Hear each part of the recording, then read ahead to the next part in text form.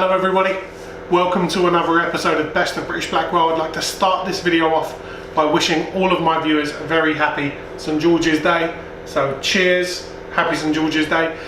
For any of my viewers that don't know or understand what St George's Day is, it's the celebration of the patron saint of England's. It's actually the day of his death, the 23rd of April, but it's kind of celebrated across England as you know, a day of celebration, much like St Patrick's Day or St David's Day, or I think Independence Day, I suppose, in America. So cheers everybody. Today what we're going to be cooking is the winner of the latest viewers vote, which was a choice between English bangers and mash or a full English breakfast, and overwhelmingly the winner was a full English breakfast, one of my absolute favourites. The reason I'm really casual today in dress is because obviously cooking a fry up or a fried breakfast, there's going to be splash and so on, so we're going to get a little bit messy as we make this, but that is the whole idea of an English breakfast, is that it's a bit of a hangover cure, it's a little bit of a pick-me-up, it's a little bit of something that you can just sit and eat in the comfort of your own home, knowing this. It's ultimate comfort food. So what we'll do is come over and have a look at the ingredients. The ingredients that I use for my full English breakfast is just my way of presenting this dish.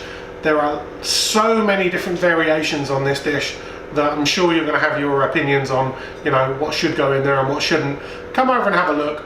I'm going to start cooking this, and it's going to be superb.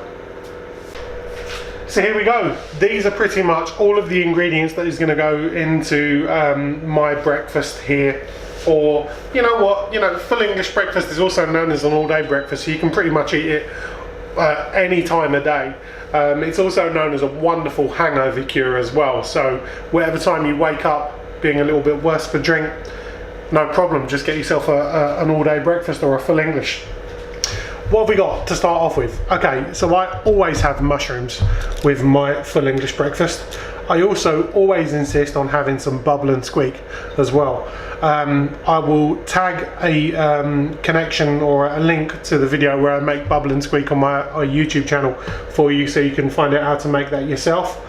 Hash browns. Now, controversial pick here, but hash browns seem to have winkled their way into the full English breakfast or all-day breakfast setup over the last few years.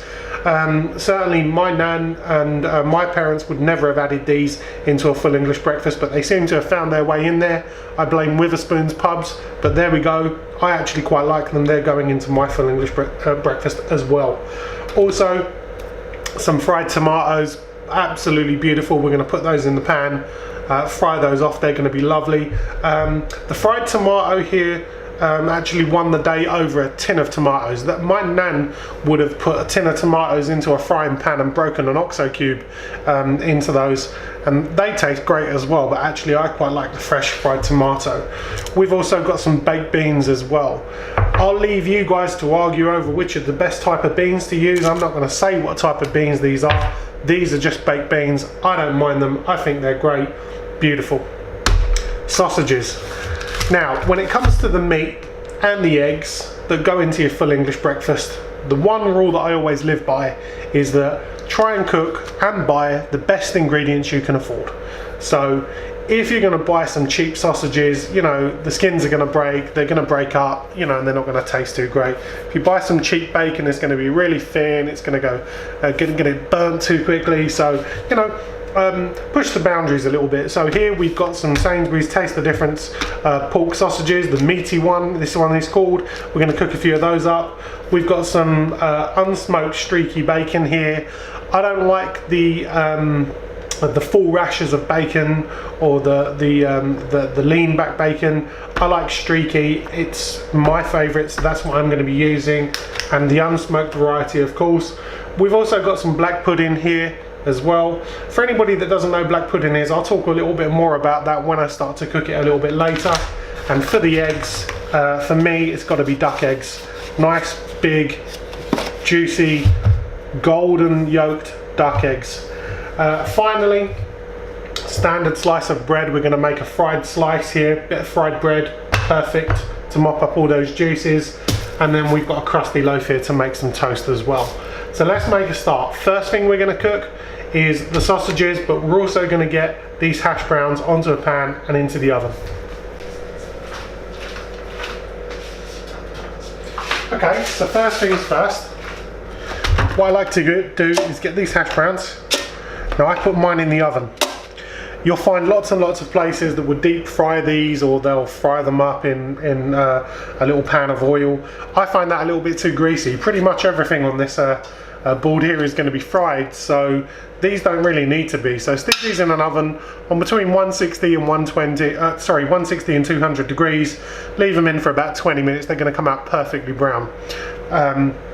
Get them in, cook them up, stick them in 10 minutes before you start everything else, and then we're going to be good. Okay, so the hash browns are in the oven. What we're going to start off with in this pan over here, I've got a nice big pan, as you can see, with a little bit of oil in the bottom. Doesn't need too much because these sausages are about to go in. What I do first of all is prick these sausages so that they don't explode. Just cook in 3. Get them in the pan, and let's start to get these sausages cooked. Brown them up nicely. Now, the trick with cooking a proper full English breakfast is not even attempting to try and cook it all in one pan and get it all ready at the same time. It's never going to happen. The more ingredients that you put into your full English breakfast, the longer and shorter cooking times you introduce to the cook. So what I'm going to do is cook these sausages off. Just behind the camera at the moment that you can't see, I've got a little top oven set at 50 degrees. It's going to keep all of my cooked ingredients ready. So I'm going to start off with the sausages, get them into this pan, put them into the warming oven, then get the bacon in, put that into the warming oven and get everything ready to serve all at the same time. It's only the things like the eggs and the beans that you get ready right at the last minute and it all comes together. So get the sausages in, get these cooking first because these take the longest amount of time to cook. We'll come back when these are a lovely golden brown. So our sausages are about halfway done. As you can see, they're coming along quite nicely. They're browning up all around the outside. We're not going to take these out of this pan until they're browned up all the way. But what I'm going to do now is get some bacon into this pan. Now, lots of different views on how to have the bacon. Because this is streaky, I quite like to have mine quite crisped up. I like it quite crispy. So I'm going to get a couple of rashers into this pan. And again, when this bacon's done, we're going to put it into our tray, into our oven, keep warm. It's not going to be cooking in our oven, it's literally just going to be keeping warm. Done. So, my sausages are done. I'm just going to take these out, put them into this tray, spread this bacon out now. Lots of bacon, can't beat plenty of bacon in a full English. These are going to go into the oven on 50 degrees. They're just going to go to warm and stay nice and hot so that I can get the rest of this breakfast ready. So if you take a look at this, look at the way this bacon's starting to crisp up really nicely. You just don't get that with the normal big lean back rations of bacon. You only really get this kind of caramelization with streaky bacon. This is nearly done. I'm going to get this off into the oven with the rest of the sausages and so on. Then we're going to get the black pudding into this pan. Then we're going to get some bubble and squeak in there. But this bacon is pretty much done for my liking. Okay, so here we go with our next ingredient. Now this is black pudding. For anybody that doesn't know what black pudding is, the way I'm going to explain it to you now isn't going to make it too appealing to you. The main ingredient of black pudding is pig's blood, dried pig's blood. It's added to some pig's fat. As you can see, these are these little white speckled bits there. That's just pure pig fat. But it's mixed with these lovely ingredients, which include some oatmeal and some beautiful herbs.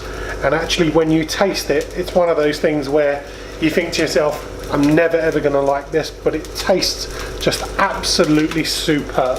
And honestly, if you ever get the chance to try it, Give it a go. You will not be disappointed. It doesn't taste as you're expecting it to. It's got a beautiful, beautiful herby taste to it. So that's black pudding. For me, it's a must-have in a full English breakfast. While that black pudding's cooking, what I'm also going to add to this pan is my bubble and squeak. Now, I've seen lots of full English breakfasts where they have sauteed potatoes or chips, or, you know, basically other potato-based ingredients. For me, it would not be a full English breakfast without a bit of bubble and squeak. So what we're going to do is we're going to cook this at the same time as our black pudding, and this is basically now going to stay in the pan until we're finished. Passing our attention over to this pan here, what we're going to also get on the go here is our fried bread. And that is quite literally a little bit of oil in the bottom of a pan, nice piece of bread, get it in there, soak it in the oil, then turn it over and then leave that to fry off. We're really cooking on gas now, and our breakfast is not going to be long. Just while these ingredients are in here cooking away, what I'm also going to add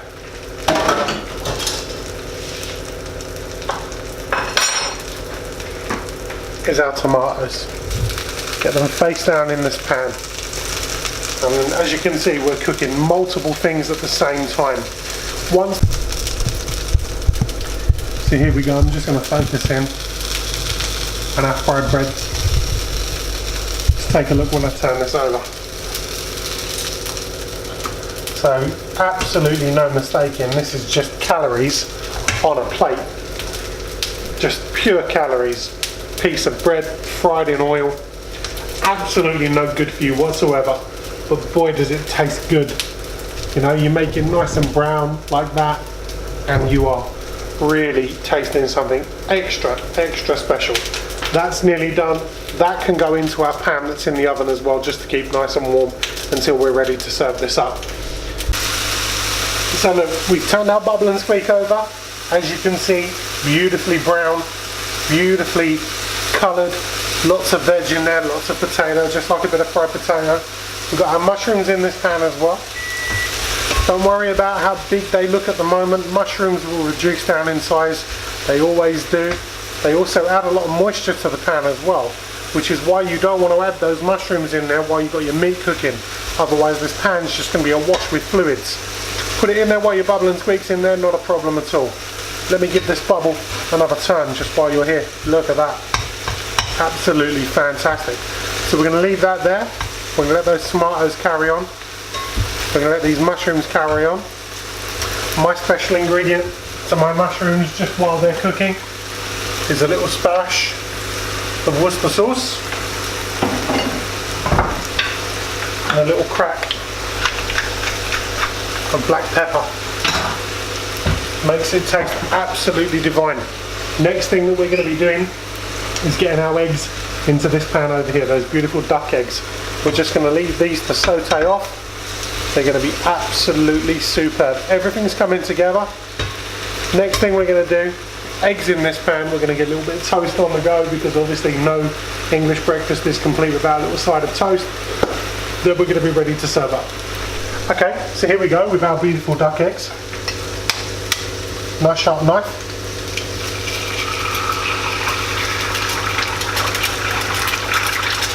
Cut a hole straight in the middle of that egg.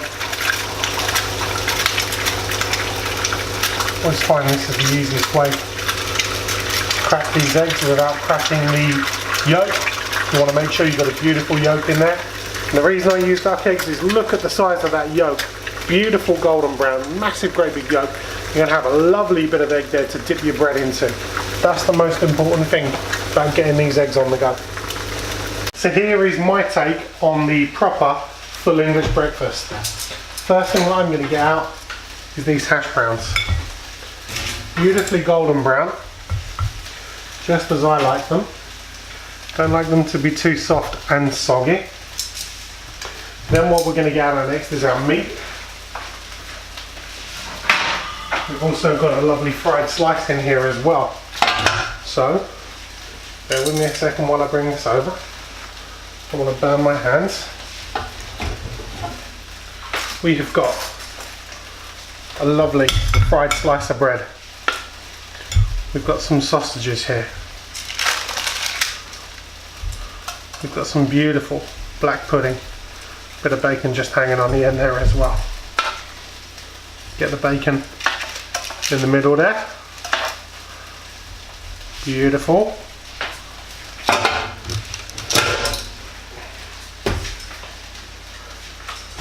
I'm going to run out of room for all of this on the plate, I think, because we've got some bubble and squeak in there. Fried tomato. Get both of these bad boys on there. We've also got some mushrooms. Make sure we get every last one.